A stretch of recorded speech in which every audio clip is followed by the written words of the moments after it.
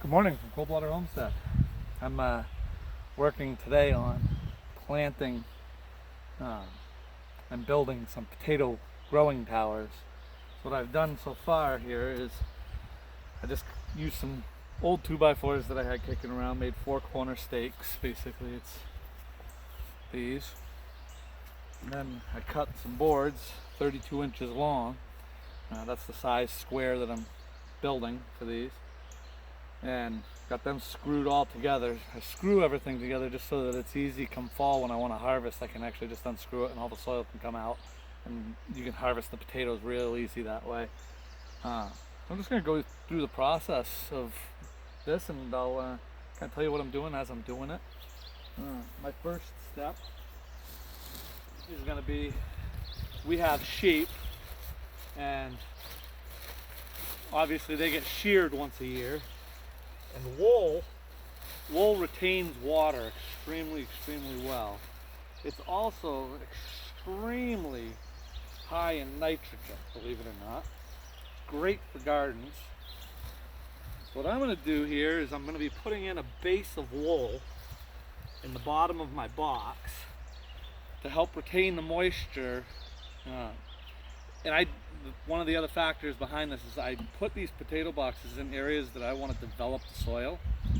So this end of this garden bed is fairly, it's not really great soil. It's hard, there's a lot of rock in it. It's not great soil. So I'll put the potato boxes here, and at the end of the year when we dump them, all this really rich soil will be right here that we can spread out and pass around. I'll just throw a little more of this in.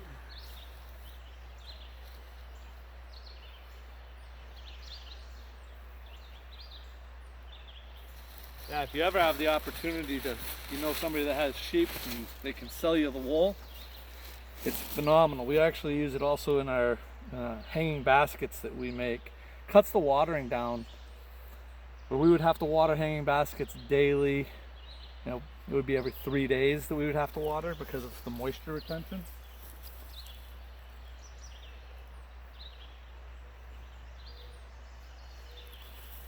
That's my first step. Then I've got a few buckets of soil here.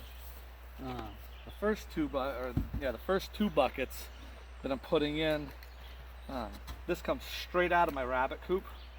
This is where we have a colony, and they make some of the most amazing soil. Rabbits are cold manure. You can put it directly into your gardens without having to compost it.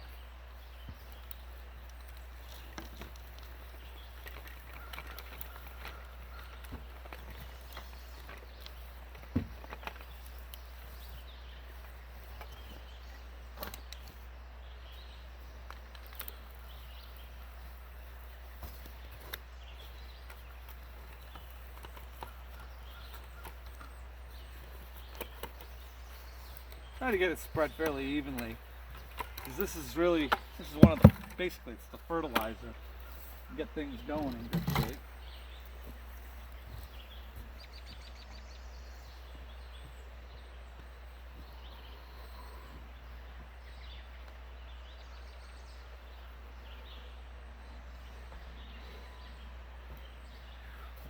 Now the next buckets that I'm putting in, these are out of a compost pile that's been aging now for 5 years. I mean, it's just beautiful black soil. I try to keep composts going constantly so that we never run out of really nice soil to use.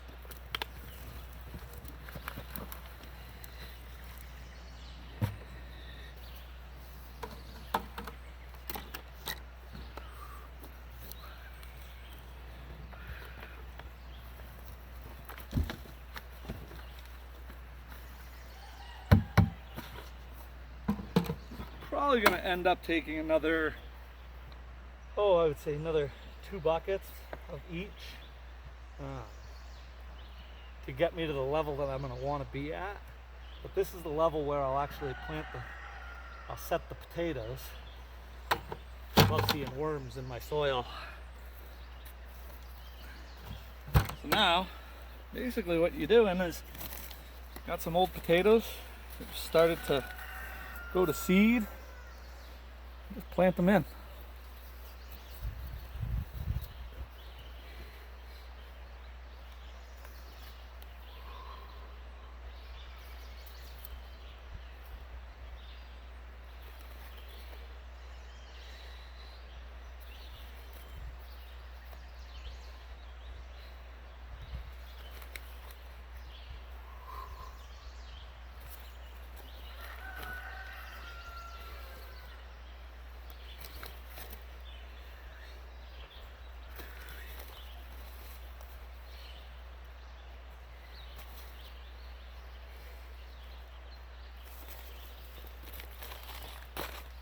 So that's it. Did 10 potatoes basically in a 32-inch square box. And as these grow, I'll put a layer of soil over the top of this. And as these grow, when the greens get up above this level, maybe 3 inches, I'll take and I'll fill that entire level next with the same stacked tier. I'm going to do one box without wool tiered. I'm going to do one box with wool tiered to see how the moisture retention goes through the course of the summer. I've never done it with the wool in the past. This is something new, but I know the effectiveness of it. I know the nitrogen levels of it are really high. It's great for amending soil. So I'll give this a shot and see this coming fall. We'll have to do another video and I'll show you where this ended up when I start tearing it apart. You always want to let your greens come up higher than where you're going to fill. Fill that next tier. Let them come up again. Fill that next tier. By the end of the summer, I should be up 4 feet high and hopefully have a tower of lots and lots of potatoes. Guys, have a great day from Coldwater Homestead, and I look forward to talking to you again.